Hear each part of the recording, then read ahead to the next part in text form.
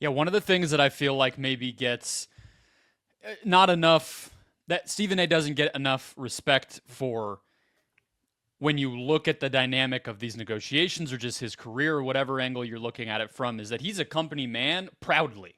Yeah. Like, he loves to talk about the number one thing you got to do when you're in his position is make your bosses money. If you listen to any interview with him, he says that all the time. And so it doesn't exactly surprise me. I mean, it doesn't surprise me at all that he would be back at ESPN, but it also, like, it doesn't surprise me that we got here either, because if you think, like you mentioned Shannon Sharpe, Brandon, it was like, I mean, around the time I started at Awful Announcing, was covering this stuff day to day, a year and a half ago or whatever. That was in the middle of Shannon leaving FS1, Stephen A's openly teasing that Shannon could be his replacement on First Take, which was doubly news because the Shannon element, but also the why do you need a replacement on First Take element of that kind of news cycle. Like, are you leaving? What's going on? And I think it's a great way to put it that he has used. I think what mattered to him is that he could get this freedom. He had his sights on expanding his empire, expanding his platform, being known for more than just sports from all the way back then, if not longer ago. And I would say, frankly, his whole career, if you look back at some of the things that he's gotten in trouble for or stepped on toes with, it's always been this same stuff. But I think he knew that the only way to get it and stay at ESPN was to go this path, which is to kind of step more and more, toe, foot, leg, knee, whatever, into the water over time. And now here he is, and he's earned it. And he doesn't have to go on his own and, do what a lot of media people across all of media are doing these days, which is start a Substack and a YouTube and all. He gets a $20 million salary and this. And so obviously, like we said, it's a huge win-win. But the fact that he did this kind of the old-fashioned way is crazy, but not surprising. And that's kind of where we are, is that ESPN with this contract is like, with a smile on their face, signing up for the opportunity to make him the face of their network without any question. It's not like he has them, they're an equal culprit in this, and I think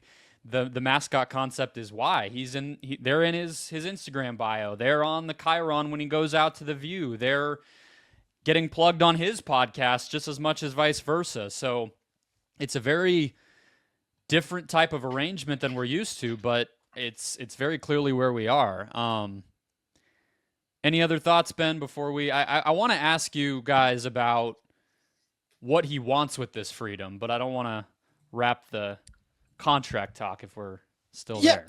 I was just going to say, I think it's interesting that it worked out this way, that he's still an ESPN employee, because if we were doing this show a year ago, my prediction would have been he's going to go do his own thing and lease content to ESPN. Like, it seemed like ESPN was kind of in a rent don't buy period. And I wonder if maybe the Pat McAfee experience has given them pause to that. But I do think there's a part of ESPN that likes that, like, Pat can go out and Pat can create controversy, and it doesn't necessarily reflect on ESPN. Like, even I know the way I cover Pat, I try not to like position him as an ESPN employee because he's not an ESPN employee. But the fact that it did work out this way, and I think that's an important distinction, is not only did he stay at ESPN, but to Brandon's point, he is a proud company man. Like he likes waving that flag. He likes that banner. So I just think, like, the evolution of this, however it took form, going on 2 years now, the fact that it played out this way, I find really interesting. Brandon, do you think there's something he gets, Stephen A., out of being associated with ESPN besides just the platform and the money? Like, why does he want to continue to sign up for this? Because I forgot that part of the whole saga. There was the I might leave part. Then there was the I'm going to sell my show back to the company I used to work for part, and none of that happened. So he chose to stay here just as much as obviously he's getting the raise and everything. Yeah, I think, and for sure, like there were a lot of times that he spoke so highly of Pat McAfee, being owning his own content, and it seemed like Stephen A was going to try to potentially move in that direction.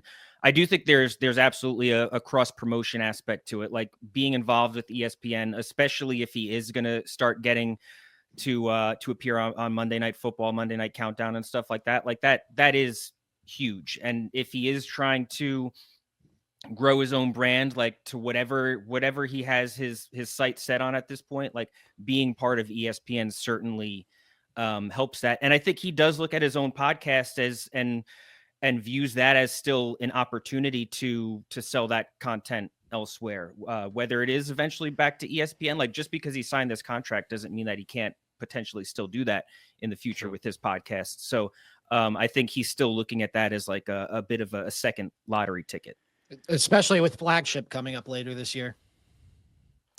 Yeah, I think we're very clearly going to be even more in an era where that type of agreement is more commonplace, even than it feels like we're in right now with McAfee or a couple. That's just going to be the main, I think, kind of programming deal in a few years' time. And so I think it's a good call that this doesn't end that possibility. But so Stephen A has said that the delay here between a few months when we kind of first talked about all this and now was that negotiation over the freedom to go off platform. You know, any of us, obviously, like, we cover this stuff. We've interviewed ESPN talent before. We know how much of a minefield it can be, as Brendon teased at the beginning, to get these people, especially if it's not even just like a phone interview, but anytime they're doing an on-air thing, like, there's so many hoops. I would imagine Stephen A has fewer of them, but very clearly was still having to check and run these things by. Now he doesn't have to, from what it sounds like.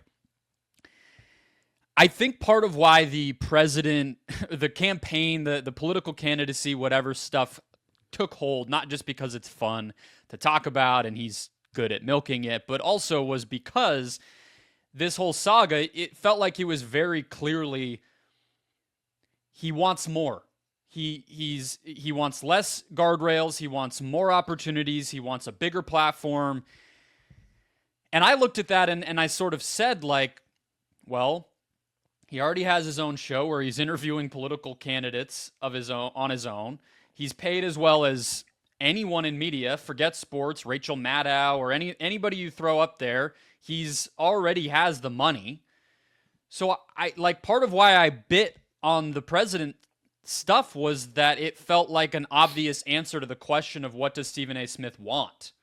And so, Brandon, I think this is where maybe, you know, the more debate side of this conversation might come in, because I know you feel differently, at least that it's going to happen soon. So explain why you don't think it's going to happen soon, but also what is going to happen in the meantime if 2028's not actually going to be the year of, you know, Stephen A. Smith on the debate stage.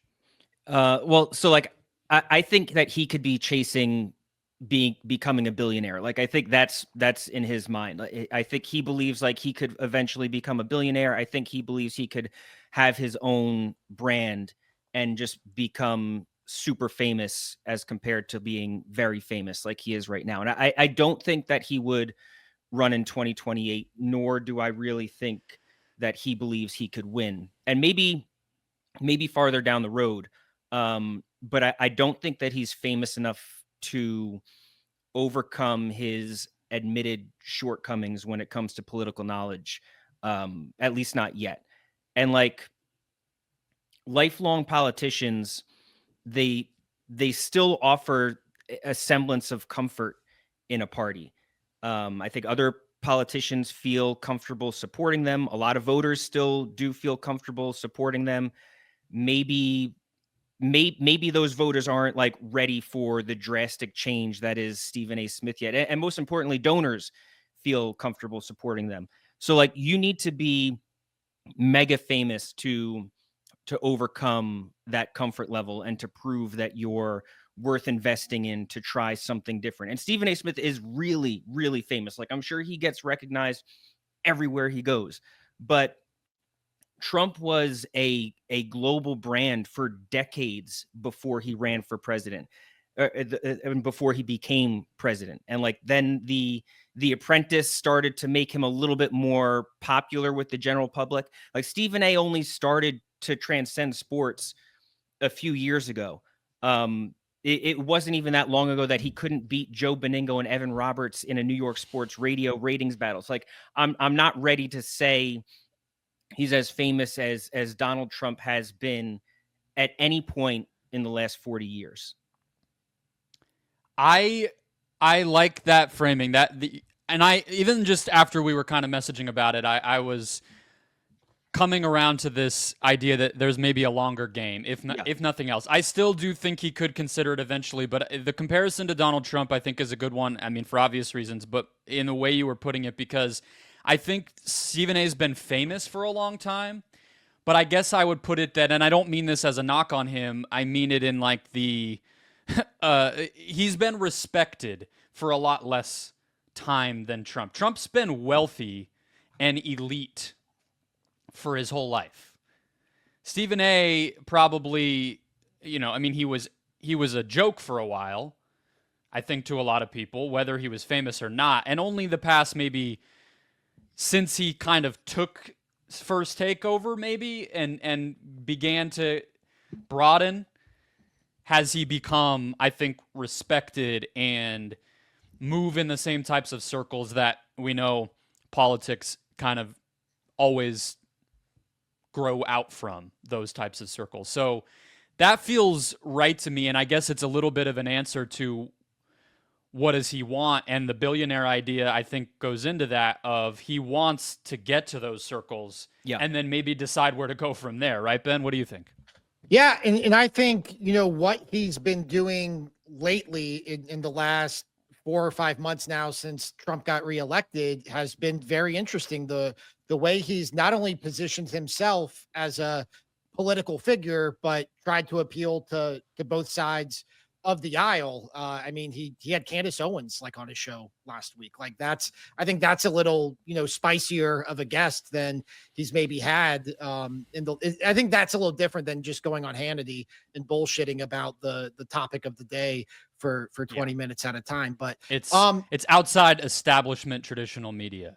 Yeah, for sure. And I think the point about he's only been respected for a short period of time, I think that's a good one, because I do think if Stephen A. were to ever run for president, I think the arc for him is obvious. I was in media, I got laid off, and then I made something of myself. Like I came back, I got laid off, and anybody who follows Stephen A. knows that him getting laid off from ESPN, that was like the turning point in his life. Like that is where he aspired to global domination in whatever he's doing now. So I think that's something that, could be an interesting arc and could be an interesting story that he could tell voters, especially if he's trying to appeal to a certain demographic of voters. But yeah, I mean, I think I'm along with Brandon. I think 2028's off the table right now, but I do think, like, I'm not ruling it out as early as 2032. So, Brandon, you another interesting point on that, though, that I want to keep on is you said you think he doesn't believe he could win, and I know he's kind of been he's acknowledged his limitations, and that I will say for me is what drives me crazy about his political content. Is it feels like the best comp I would have is like a Mad Lib. He's grasping at things he knows are talking points, but he doesn't ever explain them or tell you that he actually believes them. He says the Democrats have problems with blank because that is like a general headline that he know, but it's not what he thinks the Democrats struggled with. It's like what the idea is that you know what I mean? It just kind of grates on me after a while. And so I think he's been open that limitation exists, but he also has said, I think I could beat all of them. And it's classic Stephen A. trolling, but I guess it's also like you seem to think he doesn't actually believe what he's saying. Yeah. And I don't think so. Whereas I said that, that fame was part of the issue, I don't think Stephen A. thinks fame is the issue at all. Like I believe he thinks that he is famous enough. So that's where I would certainly differ with him on that. But I don't think he really believes he could win an election. I'm not sure that he truly believes that he could jump in and win a debate right now. And I think you made a great point with like his just his political takes and arguments. Like there's no substance to anything that he says politically. Stephen A. talking politics is basically the same as as somebody just saying Lamar Jackson can't win a Super Bowl, and then you offer no additional context. Like It's everything frankly is not that surprising if you watch First Take. right. Yeah, it is similar. Like that's how he can, his debates are more performance based than they are actually like based on any sort of real substance or intelligence. And like that's kind of the way he's approached politics at this stage in his like political talking career. Everything is on a macro level. Like even when he's on cable news shows, when he's talking to Hannity, like he's not going in depth on any issues. And I think some of that resonates with the viewer because everybody can kind of understand what he's saying and relate to it.